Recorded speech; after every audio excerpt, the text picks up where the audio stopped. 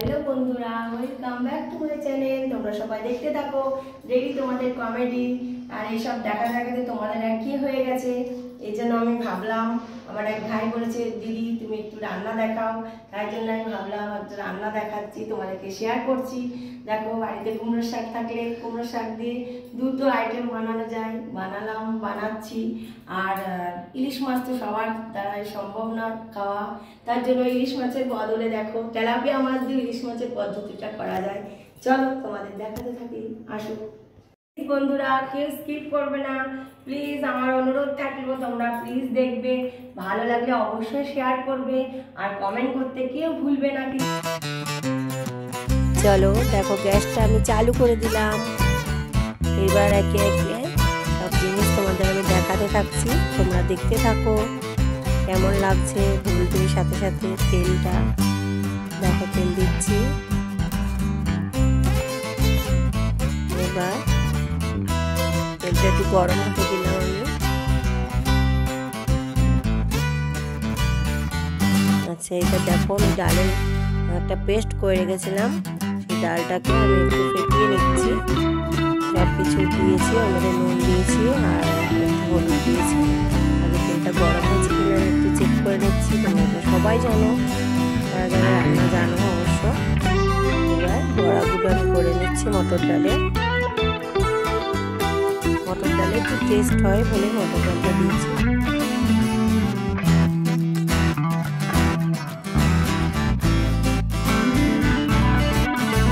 একটু দেখো, বড়াগুলো আমি ভেজে নিলাম, হয়ে গেছে। একটু ভালোই লাল লাল একটু হয়েছে, তাই আধ কাঁচা রাখলেও কিছু হয় না, কিন্তু আমার মনে হয় একটু ভালোভাবে ভাজছি। পিঠটা এবার দিলাম, দিয়ে এবার যে বড়াগুলো যেগুলো ভাজা হয়ে গেছে সেগুলো আমি তুলে নেবো। এবার দেখো লাল লাল হয়ে গেছে। এই বড়া তোমরা যদি মনে করো শুধু পকোড়া হিসেবে, কেউ চায়ের সাথে, কেউ ভাতের সাথে খেতে পারো। কথাই আছে, ঘরে ডাল থাকলে অসুবিধা হয় না, ডাল দিয়ে অনেক কিছুই করা যায়।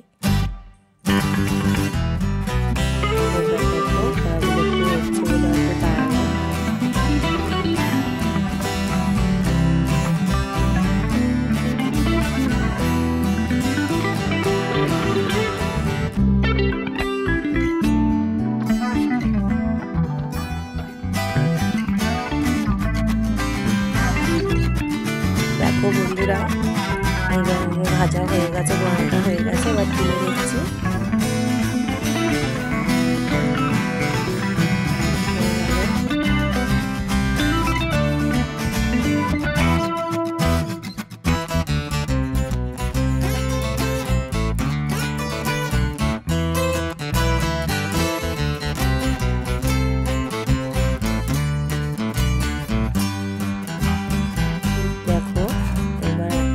যে আলু কেটে রেখেছিলাম, রসুন মানে চালিয়ে রেখেছিলাম, কাঁচা লঙ্কা, আলুটা ভেজে নিচ্ছি ওই তেলে।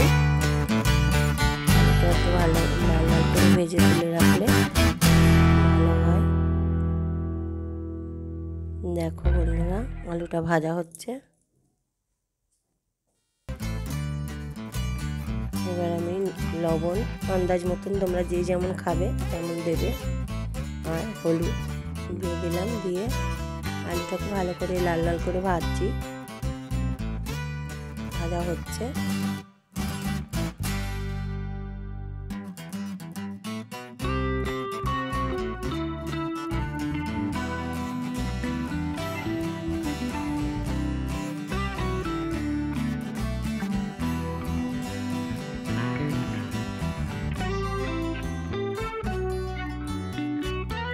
দেখো বন্ধুরা, আলুটাও ভাজা হয়ে গেল, এবার আমি তুলে নিলাম। তাহলে বড়া আলু সব ভাজা হয়ে গেছে। এবার আমি বেগুনটাকেও ভেজে নেব। দেখো বেগুনটাকে ভেজে নিচ্ছি, ওই তেলেই আমি বেগুনটা দিয়ে দিলাম।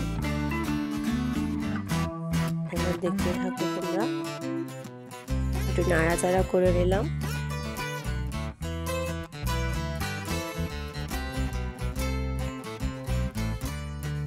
দেখো এবার বেগুনগুলো আমার ভাজা হয়ে গেছে প্রায়। বেগুনগুলো আমার ভেজে নিয়ে এবার তুলছি। তাহলে সব ভাজাই হয়ে গেল। সব ভাজাগুলো একসাথেও তোমরা চাইলে করতে পারো, কিন্তু আমরা পুঁই শাক পালং শাক যাই করি না কেন আমরা ভাজাগুলো এইভাবে, আমার মায়ের হাতের রান্না, মানে মাকে দেখেছি এইভাবে রান্না করতে, সব কিছু আলাদা আলাদা করে ভাজা করে তবে সে বানাতো, বানাই এখনও অবধি। দেখো এবার রসুনগুলোকে আমি একটু থেতো করে নিলাম, দিয়ে এবার রসুন ফোড়ন দিলাম। একটু বেশি করে রসুন দিলে রসুনের গন্ধতে একটা টেস্ট আসবে। এবার 5 ফোড়ন দিলাম, একে একটু নাড়াচাড়া করে নিচ্ছি। এবার একে একে দিচ্ছি সব। এবার মানে এইটা একটু লাল লাল একটু ভাজা হয়ে গেলে তারপরে আমি এবার শুকনো লঙ্কা দেবো, দিয়ে দিলাম। এটা একটু লাল লাল করে ভাজা হবে, একটা গন্ধ বেশ সেন্ট ছাড়বে, ভালো লাগে।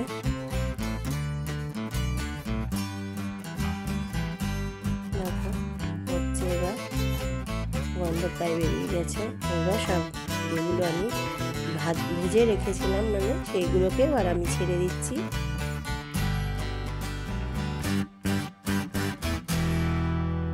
যে আলু মানে আলু বেগুন টেগুন যেগুলো ভেজে রেখেছিলাম সেগুলো এখনো বড়াটা দিইনি, এইগুলো দিয়ে একটু নাড়াচাড়া করলাম করে এবার যে আমি কুমড়ো শাকটা কেটে ধুয়ে রেখেছিলাম সেই কুমড়ো শাকটা দিয়েছি।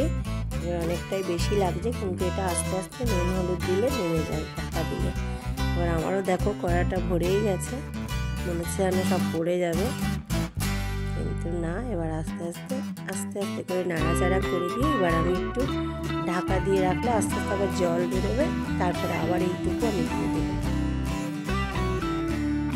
একটু নাড়াচাড়া করলে আর একটু করে মানে জায়গা হয়ে যায়। নুন দিয়ে দিলাম, হাতে করে দিতে বেশি ইয়ে লাগছে, আন্দাজ আছে আমার হাতে, তোমরা আন্দাজ করে নুন হলুদ দিয়ে দেবে। দিয়ে দেখো নেমে যাচ্ছে আস্তে আস্তে। আবার একটু নাড়াচাড়া করে নিয়ে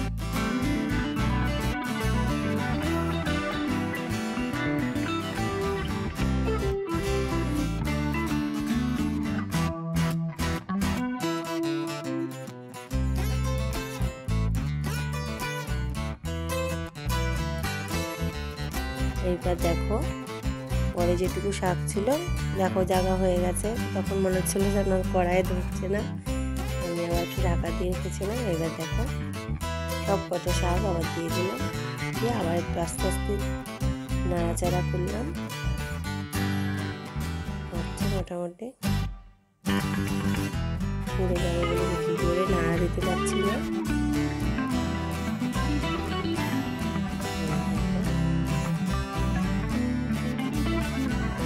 নাড়াচাড়া করে নিয়ে এবার আবার একটু ঢাকনাটা দেবো।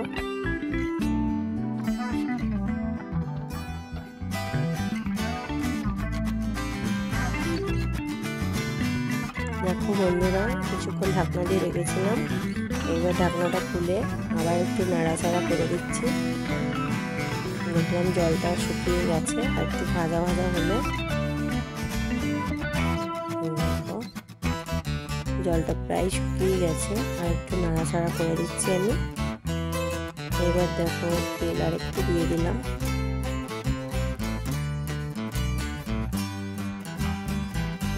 কেমন লাগছে তোমরা নিশ্চয়ই আমার কমেন্ট করতে ভুলবে না, কমেন্ট লাইক প্লিজ শেয়ার করবে।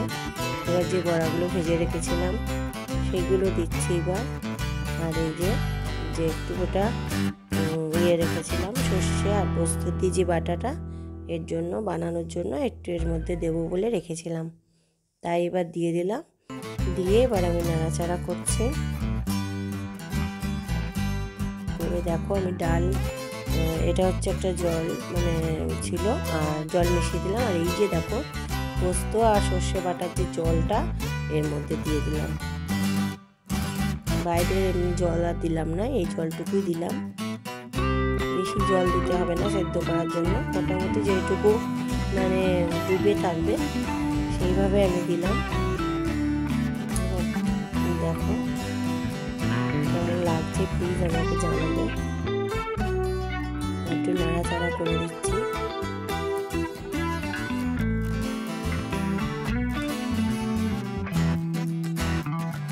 দেখো যে ডাল বেটে রেখেছিলাম সেই জলটা দিলাম। ডাল বাটার যে বাটিতে জলটা ছিল সেই জলটা বসে জল দিয়ে দিলাম প্রয়োজন মতন, যেটুকু মানে বেশি ডুবো দেওয়া যাবে না, এই জলটা একটু লাগবে বলে একটু আমি জল দিলাম।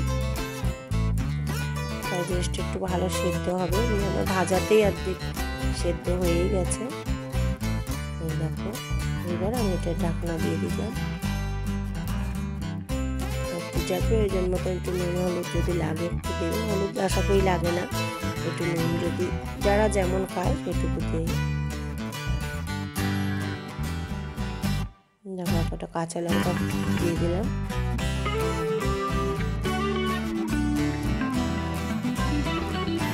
দেখো বন্ধুরা, এবার পোস্ত আর যে ইয়েটা মানে আমি সর্ষেটা বেটে রেখেছিলাম সেটা একটু পেটিয়ে নিচ্ছি। তার মধ্যে একটু কাঁচা তেল দিয়ে দিচ্ছি, গরম তেলও দেওয়া যায়, দিয়ে একটু ওর মধ্যে আমি লবণ টবণ সব দেখেই দিয়েছি। এবার একে একে মাছগুলোকে নিয়ে ওই ব্যাটারটার মধ্যে আমি চুপিয়ে চুপিয়ে রাখছি, তাহলে একটু বেশ ওর মধ্যে যাবে। সর্ষে পোস্ত বাটা দুটোতে ভিজতে দিলাম। আর এগুলো আগে থাকতে আমি যে তেল মাখিয়ে রাখলাম সেটা তোমাদের দেখাচ্ছি। এগুলো পাতাগুলোর মধ্যে আমি একটু করে তেল মাখিয়ে দিয়েছি। আমরা বেশিটা রিফাইন তেল খাই বলে এটা সর্ষের তেলে করলে বেশি ভালো হয়, সর্ষের তেলে দিয়েছি একটু। এবার দেখো একটা মাছকে আমি এইভাবে মাছের পিচকে আমি সর্ষে পোস্ত দিয়ে যে ব্যাটারটা এভাবে চুপিয়ে রেখেছিলাম ওটা দিয়ে একটু কাঁচা লঙ্কা দিয়ে আর একটু সর্ষে পোস্ত যার যতটা ভালো লাগে দিলাম, দিয়ে এবার সুতো দিয়ে আমি এটা টুথপিক দিয়েও বাঁধা যায়, মানে করা যায়, কিন্তু আমার ঘরে টুথপিক ছিল না, আমি এই জন্য সুতো দিয়ে বেঁধে দিয়েছি। দেখো একটু মানে ছোটো পাতা হয়ে গেলে আবার একটু মাছটার পিসটা বড় তো, এই জন্য একটা পাতা আমি দিলাম। দেখো এবার সুতো দিয়ে বেঁধে রাখলাম। দেখো একে একে সব বেঁধে নিচ্ছি। এবার একটা ওইটাতে তো তরকারিটা হচ্ছে, এই জন্য এটা হয়ে গেল, ওটা ওই পাশে দিয়ে দিলাম। এবার ছোট কড়াই করে আমি এবার এইটাকে তেল দিলাম, দিয়ে তেলটা একটু বেশি করে দিতে হবে, কারণ এই চাকা তেলে এটা ভাজতে হবে। তেলটা গরম হচ্ছে, তরকারিটা ওখানে একটু কম, ছোট গ্যাস তো ওই জন্য ওটাতে দিলাম। মোটামুটি হয়েই গেছে। যদি জল সেরকম না শুকাতে চাও অনেকে আটা একটু ছিটিয়ে দিতে পারো, কিন্তু আমার আর আটা ছিটাতে হয়নি, কারণ বড়া ছিল, বড়াতে অনেকটা জল টেনে নেয়।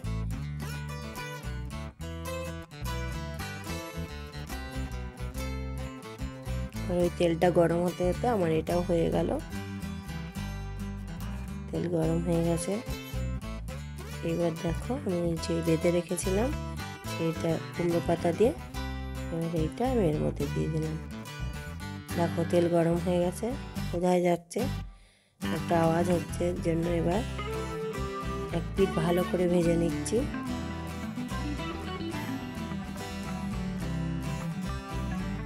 কেমন করে তৈরি করছি তোমরা নিশ্চয়ই দেখছো, বাড়িতে কিন্তু ট্রাই করবে, খুবই ভালো লাগে।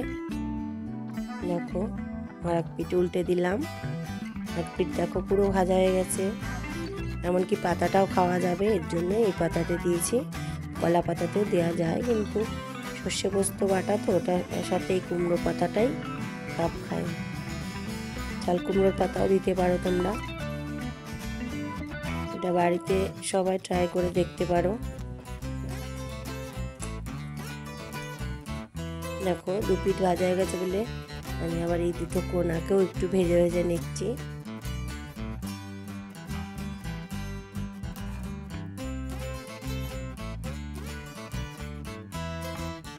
দেখো এটা প্রায় ভাজা হয়েই গেছে, ধোয়া ধোয়া উঠছে। এবার দেখো কেমন হলো, দেখো এবার একটা তুলে নিলাম একটা থালার মধ্যে। এবার আর একটা বেঁধে রেখেছিলাম সেটা দিয়ে দিলাম, ভাজা হচ্ছে। দেখো এটা একটু টাইম নিচ্ছে।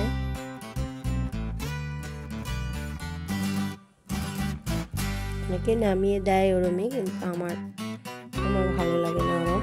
এই জন্য আমি আর একটু বেশ মানে যতটা ভাজা ভাজা হবে একটু ভালো লাগে, ওই যে হয়ে গেল, বন্ধ করে দিলাম।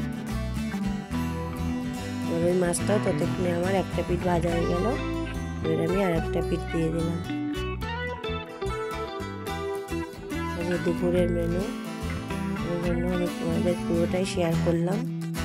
তোমরা দেখো কেমন লাগছে, কেউ স্কিপ করবে না। দেখো তরকারিটা হয়ে গেল আমার। আর আমি আগে থাকতে চাল ভিজিয়ে রেখেছিলাম, এবার আমি সরিষাটা দিয়ে দিলাম। আমি রোজকারই চালটা ভিজিয়ে রাখি আগে, দেওয়ার পরে এই দেখো এবার এই ভাজাটাও আমার প্রায় হয়ে গেল। এটা হতে হতে আমার ততক্ষণে আমার ভাতটাও নেমে যাবে। দেখো বন্ধুরা সব কটা ভাজা হতে হতে আমার ভাতও কমপ্লিট। দেখো আজকের মেনু সাজিয়ে দিলাম, সবাই চলে আসো। দেখো বন্ধুরা কি সুন্দর লাগছে জিনিসটা, পুরো ফ্রাই হয়ে গেছে। এমনকি পাতাটা দিয়েও তুমি ভাত খেতে পারবে। ভেতরটা দেখো, দেখাচ্ছি তোমাদের খুলে যে কত সুন্দর যে হয়েছে, দুর্দান্ত লুক হয়েছে, মানে খুবই ভালো লাগছে। এমনকি গরম ভাতে পাতাটা দিয়ে মানে খাওয়া হয়ে যাবে। আর মাছটা তো বলার কথা না। দেখো ভিতরটা এত সুন্দর হয়েছে। দেখো আমার ঘরে সবাই তো খেয়ে খুবই খুশি, এবং দেখেও মানে নতুনত্ব কুমড়োর শাক দিয়ে বললাম চলো ট্রাই করা যাক। এই যে মিঠাই মুখে দিচ্ছি, মিঠাই খেয়ে বলো কেমন হয়েছে বন্ধুদের আজকে দুপুরের মেনু। জানবি বলো। আচ্ছা আর একটা জিনিস দেখো তো, দেখো বড়া দিয়ে, এই দেখো ডালের মটর ডালের বড়া দিয়ে, আর এটা এই মিষ্টি কুমড়ো দিয়ে, কুমড়োর ডাঁটা দিয়ে এই দেখো সবজি বানিয়েছি। কেমন খেতে হচ্ছে মিঠাই চেক করে বলবো। দেখো মিঠাই খাওয়া দাওয়ায় কোনো মন নেই, শরীর খুব খারাপ। কেমন হয়েছে? ঠিক আছে বন্ধুরা, আজকে আমাদের দুপুরের মেনু।